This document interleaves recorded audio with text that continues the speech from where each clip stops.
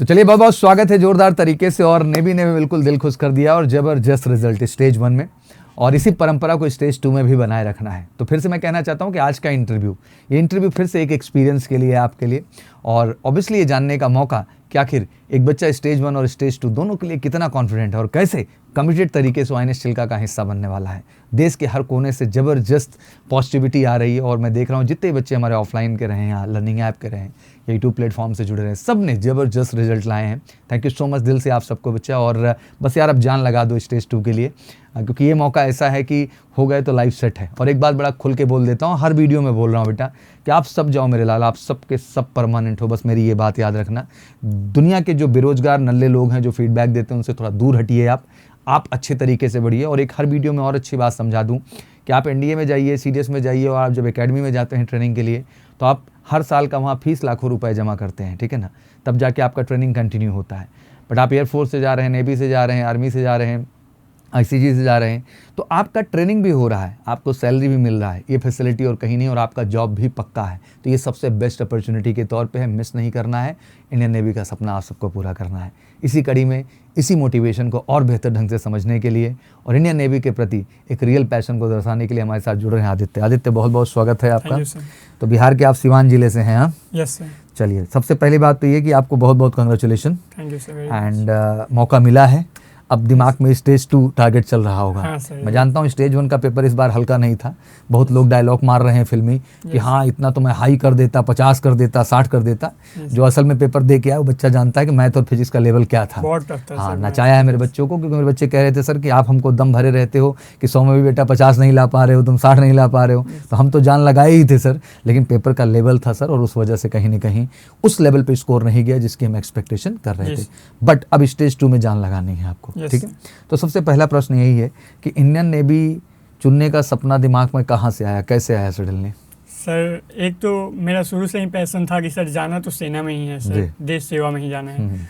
और दूसरी बात ये है कि काफ़ी मेरे रिलेटिव जो हैं वो एयरफोर्स और नेवी में, आर्मी में हैं। अच्छा, ऑलरेडी सर्विंग हैं? Yes sir. तो बहुत बड़ी बात है जी। उनको देखकर एक मोटिवेशन आता है कि क्यों ना मेरे घर भी कोई हो और ऐसा काम मैं ही कर दिखाऊं। तो इसके लिए काफ़ी पैशनेट हूँ पहले से ही। चलिए, बहुत बढ़िया। तो जैसे आपने कहा कि इससे पहले इंडियन एयरफोर्स का भी एग्जाम दिए थे और 1 नंबर से मामला गड़बड़ा गया। यस सर, फिजिक्स में रह गया। हाँ, झटका लगा था। यस सर, टोटली 28.5 नंबर थे और 22 ही कट ऑफ गई थी, लेकिन 1 नंबर से फिजिक्स में रह जाने के कारण बहुत सारे दुख हुआ सर। चलिए कोई नहीं, आपने नेवी में वो दुख खत्म किया है। हाँ सर। अब आपको स्टेज 2 में और बेहतर करना है। यस। अगला जो सबसे अहम प्रश्न है, जैसे स्टेज 1 का एग्जाम आपने दिया, यस, सामने आपके 100 क्वेश्चन थे, टाइम 60 मिनट का था। एक ऑनेस्ट रिव्यू मैं चाहता हूँ कि ईमानदारी से अगर बच्चा अच्छे से कमांड है over math, physics, English, GS, तो एग्जैक्टली कितना क्वेश्चन बच्चा उस 1 घंटे में अटेम्प्ट कर सकता है उन 100 क्वेश्चन में? आई थिंक सर अगर बच्चा अच्छे से प्रैक्टिस किया हो तो आदमी 80-90 जा सकता है। अच्छा, 80 तक जा सकता है आराम मतलब से। पढ़ करके क्वेश्चन 80 तक जा सकता हाँ है? सर। देखिए 2 चीज़ है, या तो तुक्का मार के, नहीं सर, पढ़ के बता रहा हूँ सर। पढ़ के 80 तक जा सकता है अगर अच्छा। बच्चा अच्छे से मैथ और फिजिक्स की प्रैक्टिस की हो तो। क्योंकि GS और इंग्लिश में हमें बहुत ज़्यादा टाइम देना होता नहीं। बिल्कुल। और रही बात फिजिक्स और मैथ की, तो फिजिक्स और मैथ में भी 2-4 क्वेश्चन ऐसे होते हैं जो आप देखें, फार्मूला लगाएं और वहाँ पे टिक कर सकते हैं। ठीक है। कुछ क्वेश्चन होते हैं जो लेंदी होते हैं, टाइम टेकिंग होते हैं। तो अभी जैसे अगला स्टेज आ रहा है, अगर हम ये बात आदित्य एक तरफ कह रहे हैं तो एक तरफ जो स्कोर आया है बच्चों का वो भी दुखदाई है। मतलब कट ऑफ तो लो ही गई है एक तरीके से। अब सोचो यूपी, बिहार और राजस्थान, बिहार को नहीं स्पेशली यूपी, राजस्थान, हरियाणा की बात करें, 87 पास कट ऑफ चली गई, ठीक है ना। तो बिहार का तो थोड़ा डाउन भी इस बार देखने को मिला है। तो क्यों नहीं स्टेज 1 एग्जाम में बच्चों का 50-60 नंबर देखने को मिला? सर इसलिए नहीं मिला कि सर इस बार फिजिक्स और मैथ की जो लेवल थी सर काफ़ी हाई थी।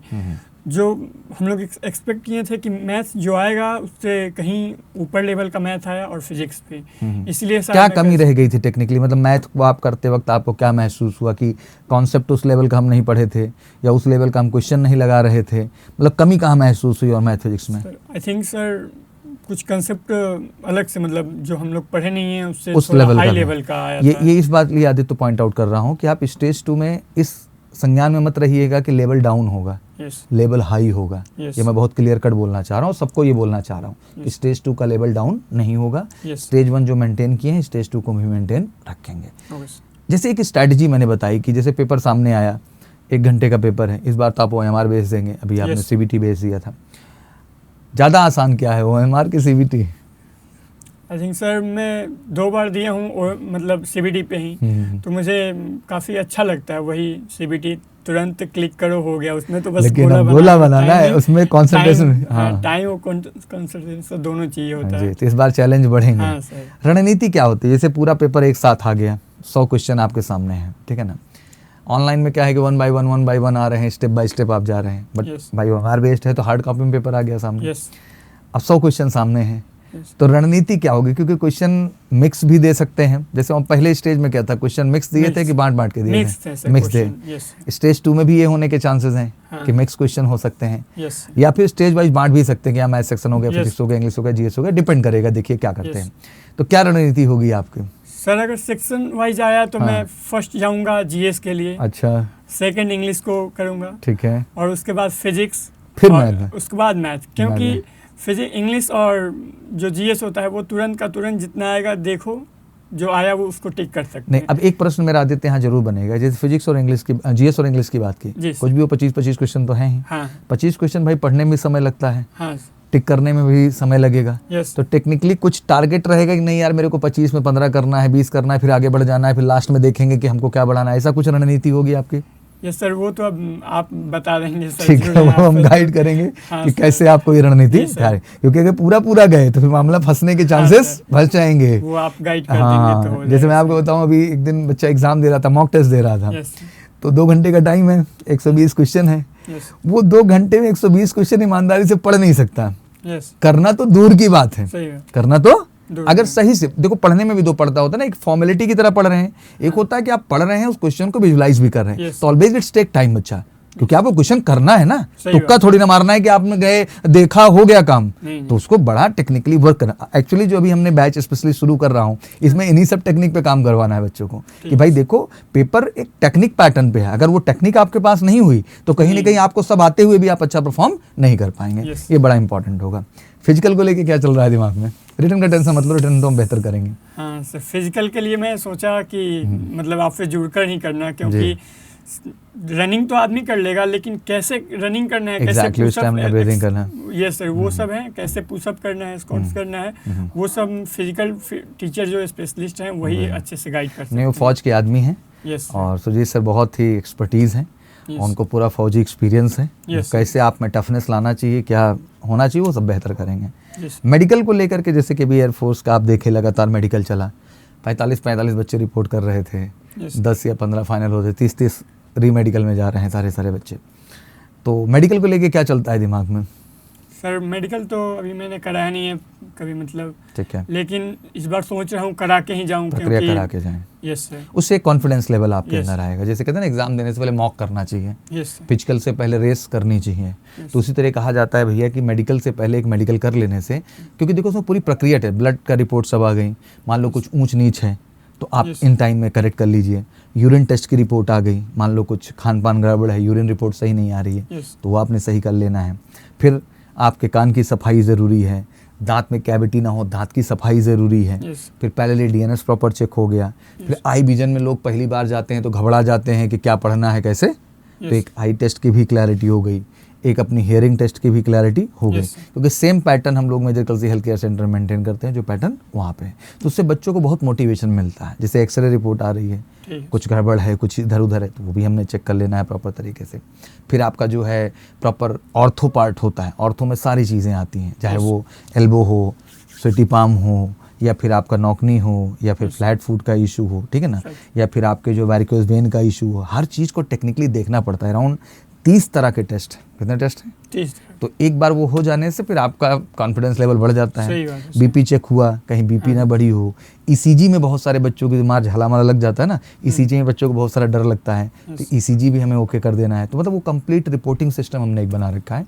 तो ये हम सबको सजेस्ट करते हैं कि एक बार जैसे रिटर्न भी देने जा रहे हैं तो टेक्निक थोड़ी जाने, फिजिकल जा रहे हैं बढ़िया फिजिकल की प्रैक्टिस होनी चाहिए, और मेडिकल जा रहे हैं तो प्रॉपर मेडिकल भी एक बार हो जाना चाहिए। Okay. अपॉर्चुनिटी बहुत अच्छी है, सफलता मिल जाएगी, जितने भी बच्चे मेहनत किए हुए हैं, बस आप लोग जाके अपना 100% क्या करिए बच्चा दे दें। इस बार वैकेंसीज भी अधिक हैं, ठीक है ना, Yes. इसलिए सबके पास अपॉर्चुनिटीज़ है, जाइए इसका फ़ायदा उठाइए। बोलो तो बेसिकली जैसे आपने बताया कि फैमिली बैकग्राउंड तो पूरा फौज का ही है, हाँ तो सर। वो मोटिवेशन तो आपके पास ऑलरेडी है, Yes, sir. बस अब समय होता है और आज से ही फिजिकल के मतलब शाम से ही शुरुआत कर दीजिए। हाँ, सुबह भी फिजिकल करना है बच्चा और शाम में भी बढ़िया से, क्योंकि देखो 15 दिन से कंप्रोमाइज़ करने की जरूरत, अभी तक पढ़ाई का टाइम था, पढ़ लिए, हाँ, अब पढ़ाई भी मेंटेन करना है और ये भी क्या करना है आपको दोनों। मेंटेन, और दोनों में हम जबरदस्त मदद करेंगे, आप टेंशन Yes, मत लीजिए, thank you, ठीक है ना।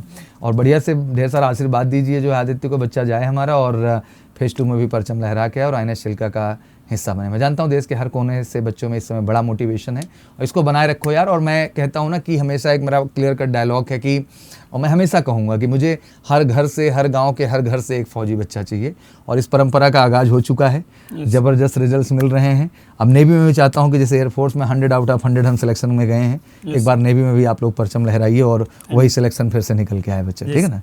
बाकी मेरी तरफ से बहुत बहुत शुभकामनाएं। जय हिंद, जय भारत।